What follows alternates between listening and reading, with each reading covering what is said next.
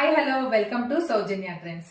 ఇప్పుడు మనము latest trend మనకి ఫెస్టివల్ మోడ్స్ అవన్నీ అయిపోయినాయి కాబట్టి సింపుల్ గా మనం ఏదైనా బర్త్డే పార్టీస్ కి హౌస్ వార్మింగ్స్ కి చూపిద్దాం అనేసి నేను చిన్న కలెక్షన్ మీ ముందు తీసుకొచ్చాను. సో ఇది వచ్చేసి కంప్లీట్ వైట్ స్టోన్స్ ఐటమ్ అండి.